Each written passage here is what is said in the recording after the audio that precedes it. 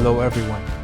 Today, I would like to look at the intentions of Tokugawa Ieyasu and Takeda's Shingen in the Battle of Mikitagahara. The main reasons why Takeda's Shingen had opposed Tokugawa Ieyasu in the Battle of Mikitagahara are thought to be as follows.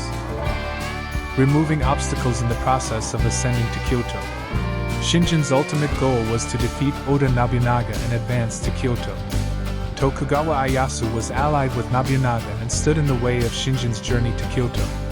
The Battle of Mikitagahara is thought to have been a stop-off battle aimed at weakening Ieyasu's power and forcing him to surrender in order to smoothly advance to Kyoto. A test of Tokugawa Ieyasu's ability. It is possible that Shingen was trying to gauge the capabilities of Ieyasu, who was a young man but whose power was expanding. It may have been an attempt to gauge how much resistance Ieyasu would put up and what kind of support system Nobunaga had behind him. Expansion of territory and show of force. Tatami and Mikawa were potential areas for Shingen to control, and it is thought that he had hopes of expanding his influence over these regions.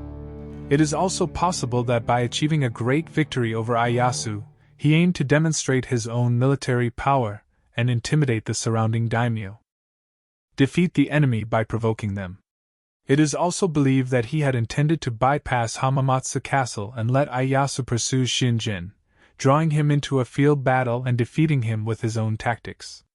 In fact, Ieyasu accepted Shingen's provocation and pursued him, but he suffered a major defeat. It is believed that these complex intertwining motives formed Shingen's guiding principle in the Battle of Mikitagahara. For Shingen, Ieyasu was an obstacle to his advance to Kyoto, and weakening his power was an important objective. In theory, it would have been possible for him to bypass Hamamatsu Castle and pass through Ieyasu's territories of Mikawa and Tatami. In fact, just before the Battle of Mikitagahara, Shingen passed by Hamamatsu Castle without attacking it. This action is thought to have had the following intentions. Provoking Ieyasu and drawing him out to open battle. There was a possibility that Ieyasu would resort to a siege strategy, so they deliberately provoked him to lure him out of the castle and defeat him in open battle, which was their specialty. Maintaining supply lines. Rather than forcibly taking Hamamatsu Castle, the priority was to pass through it and secure the supply lines to the rear. Early arrival in Kyoto. Rather than wasting time fighting Ieyasu, he placed importance on reaching Kyoto as quickly as possible. However, it cannot be said for sure whether Shingen intended to completely ignore Ieyasu. Elimination of potential threats. Ieyasu was allied with Nobunaga, and there was a possibility that he could be disrupted from behind. In order to smoothly proceed to Kyoto, it was necessary to weaken Ieyasu's power to some extent. Territorial ambitions. Shingen may have had territorial interests in Mikawa and Tatami, and may have wanted to exert influence over these regions rather than just passing through them. Although he passed through Hamamatsu Castle, the reason he clashed with Ieyasu at Mikitagahara is thought to be that Shingen had made a strategic decision not to simply pass through, but to wait and see how Ieyasu would react, and then attack him if necessary. Ieyasu's pursuit was in line with Shingen's expectations. Therefore, it may be more accurate to say that Shingen did not necessarily intend to completely ignore Ieyasu, but rather attempted to pass through Mikawa and Tatami while considering forcing Ieyasu to surrender by force if the situation required.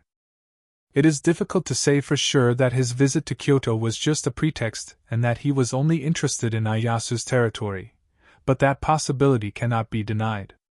Considering Shingen's actions, there are several aspects to consider. Territoriality may have been the primary objective. Interest in Mikawa and Tatami. The Takeda clan had long been fighting with the Imagawa clan over Suruga, and in the process had influence over parts of Tatami. Mikawa was also geographically adjacent to the Takeda clan's sphere of influence, so it was only natural that they would be interested in these areas. Strategic importance. Mikawa and Tatami are key locations on the road to Kyoto, and control of these areas will provide stability to your rear and give you an advantage in your battles with the Oda clan. Economic appeal. Acquiring the fertile land of Mikawa and Tatami was of great benefit to the Takeda clan in strengthening their economic base. The possibility that going to Kyoto was also an important purpose. Justification. For the warlords of the time, justifications such as peace throughout the country and restoring the authority of the imperial court were important. By announcing the defeat of Nobunaga and going to Kyoto, it became easier to gain support from the various feudal lords and to assert the legitimacy of their actions. Opposition to Oda Nobunaga. Many feudal lords shared a sense of crisis about Oda Nobunaga, whose power was rapidly expanding. For Shingen, defeating Nobunaga was not only a means to expand his own power, but also a major goal to dramatically change the balance of power in Japan. Supporting Shogun Ashikaga Yoshiaki, Shingen was in league with Shogun Ashikaga Yoshiaki, who was in conflict with Oda Nobunaga, and sought to increase his political legitimacy by going to Kyoto in support of Yoshiaki. It is highly likely that Shingen's true intentions were not single-minded, but rather that he had a dual purpose. While he used the noble cause of going to Kyoto as an excuse, he seized territory from the Tokugawa clan and sought to expand his own power. In the Battle of Mikitagahara, Shingen defeated Ieyasu and dealt a major blow to Tatami and Mikawa. This can be interpreted not just as an attempt to eliminate obstacles to his advance to Kyoto, but also as an action aimed at dominating these regions. However, because Shingen fell ill and died on the way to Kyoto, we cannot know for sure what his ultimate goal was. However, judging from the situation at the time and Shingen's actions up to that point, it is natural to assume that territorial ambition was also deeply connected to his motivation for going to Kyoto. At the time of the Battle of Mikitagahara, Tokugawa Ieyasu is thought to have been in the following state of mind. Before the war, desperation and determination. Wariness and rivalry towards Takeda's Shingen, Ieyasu was extremely wary of the invasion of the mighty Takeda army. At the same time, he must have had the pride of having expanded his power despite being young, and wanted to strike back against Shingen. Expectations and impatience from Oda Nobunaga. Although reinforcements from Nobunaga were expected, there was probably some impatience that if the momentum of the Takeda forces was not stopped, he would lose Nobunaga's trust. Responsibility to protect his people. As a feudal lord, he must have felt a strong sense of responsibility to not stand by and watch his territory being ravaged. He could have chosen to barricade himself in Hamamatsu Castle, but he may have thought that this would mean abandoning his people. In battle, struggle, fear, and regret. The overwhelming strength of the Takeda army. Once the battle actually began, he must have felt the strength of the Takeda army and Shingen's skillful command, and felt despair at the overwhelming difference in power. Shock at the death of his retainers and their retreat.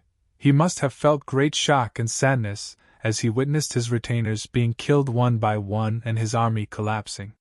He must have felt his own life was in danger, and was overcome with fear.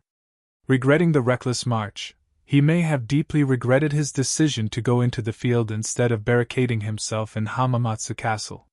He may have had thoughts like, "Why did I give in to the provocation?" and "I should have been more cautious in my response." After the war, humiliation, reproach, and a vow to rise again. A humiliation he will never forget. The defeat at Mikitagahara was a humiliation he will never forget for the rest of his life. There is also an anecdote that he defecated during the retreat, which shows the extent of the mental damage he suffered. A warning against arrogance. It is believed that he deeply reflected on this defeat and warned against his youth and complacency. It is also well known that he had a portrait of himself painted after the defeat, which he kept with him for the rest of his life as a lesson. Vow to rise again.